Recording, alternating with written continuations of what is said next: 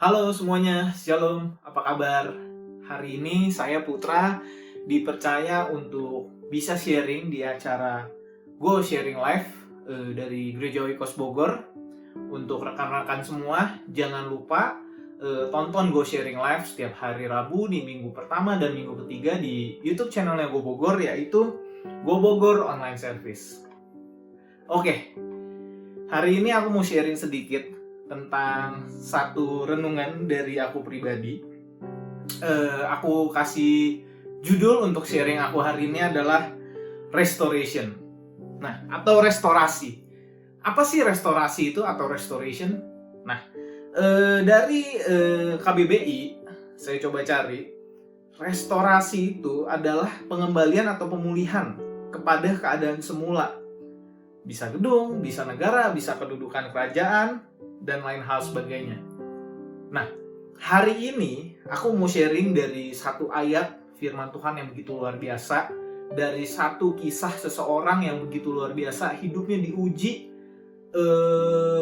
sangat begitu luar biasa sampai akhirnya Tuhan memberikan restoration dalam kehidupannya yang berkali-kali lipat lebih baik daripada sebelumnya. Nah, kita hari ini mau belajar dari Ayub.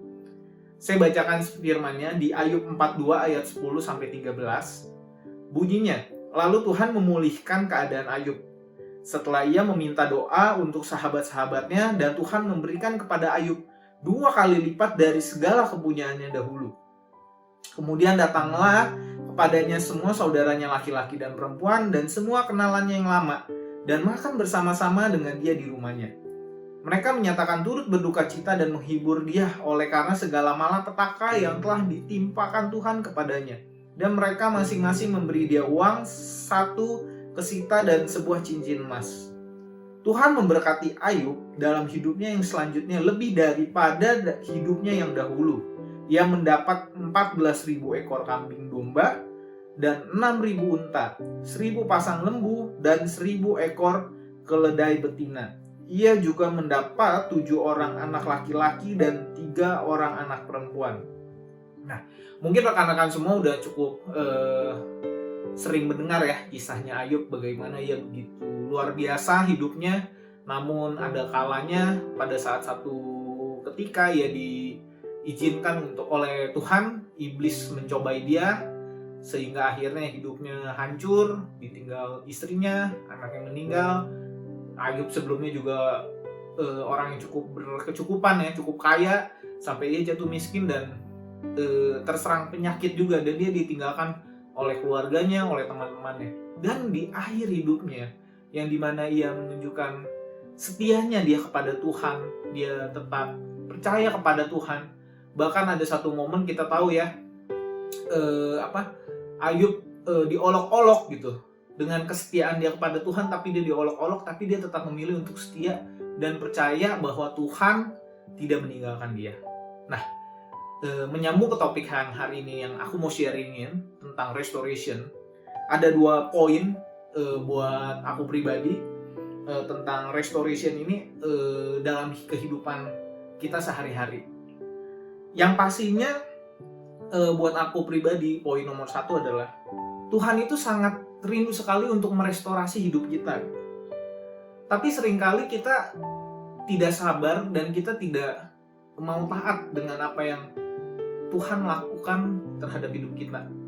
Sebenarnya Tuhan sangat rindu, kita hanya perlu setia, taat dan percaya kepada Dia. Kalau kita belajar pada Ayub, dengan situasi yang seperti itu, mungkin kita sebagai manusia normal berpikir, apa iya kita masih bisa setia kalau kita di posisi seperti Ayub? Apa iya kita masih bisa taat? Dan apa iya kita masih bisa percaya?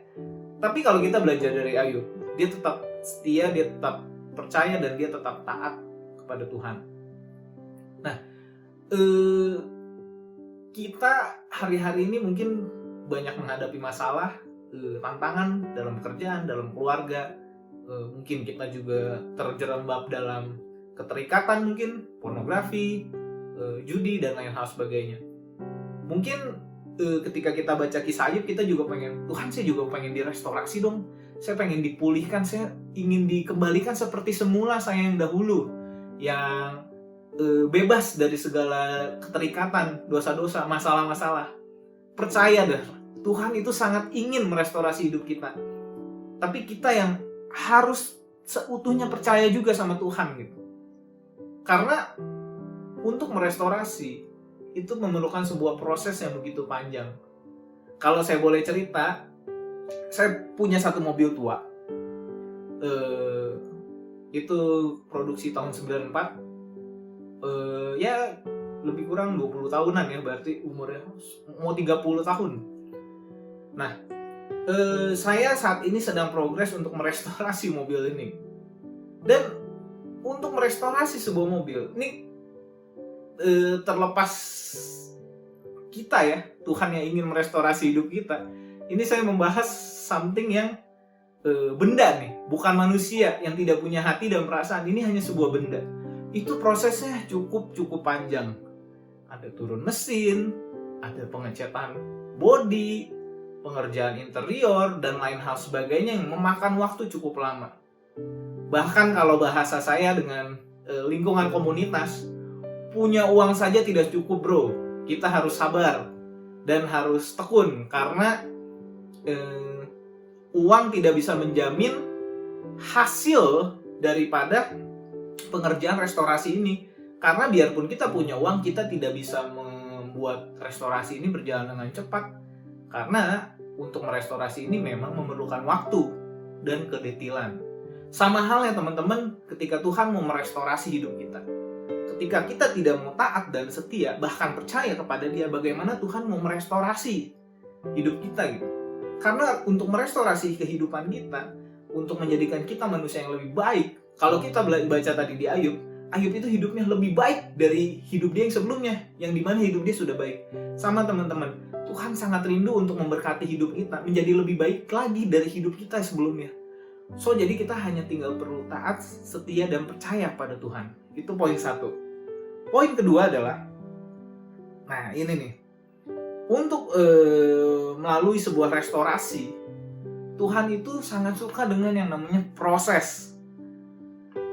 Ya, kita tahu tadi saya sudah sempat singgung soal merestorasi mobil, dan kita tahu juga Ayub melewati ujian yang begitu panjang itu melalui proses yang sangat-sangat panjang, waktu yang banyak dia habiskan gitu. Mungkin dalam hari-harinya Ayub dia berdoa gitu, Tuhan nih kapan sih selesai gitu pencobaan ini, ujian ini. So mungkin untuk rekan-rekan semua sama gitu, setiap hari mungkin rekan-rekan berdoa, Tuhan kapan sih saya bisa melewati ujian ini? Kapan sih saya bisa dilepaskan dari keterikatan ini? Kapan sih masalah saya ini bisa lewat? So teman-teman, percaya pada Tuhan. Dia suka yang namanya proses. Kenapa? Karena melalui proses itu kita akan dibentuk menjadi lebih baik lagi. Saya pernah lihat bagaimana emas mentah itu diproses menjadi sebuah perhiasan. Itu perlu dibakar sedemikian rupa sehingga akhirnya dia bisa dibentuk sedemikian rupa cantiknya dan bisa dijual di toko-toko emas. Sama rekan-rekan semua, Tuhan, kita ini anak-anak Tuhan nih, kita emas-emasnya Tuhan nih. Kita mau diproses oleh Tuhan sedemikian rupa menjadi something yang begitu luar biasa, yang begitu indah, yang dimana hasil produksinya Tuhan ini memuliakan nama Tuhan.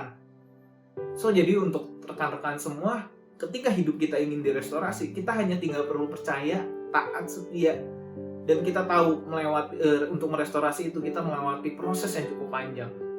So jadi untuk rekan-rekan semua, tetap percaya, tetap setia pada prosesnya Tuhan, karena saya percaya Tuhan membentuk kita satu demi satu, pribadi demi pribadi, itu mempunyai tujuan yang berbeda-beda, tapi ada satu kesamaan, satu benang merah, yaitu memuliakan nama Tuhan. So, demikian sharing dari saya. Terima kasih. Tuhan Yesus memberkati untuk rekan-rekan semua. Bye, God bless you.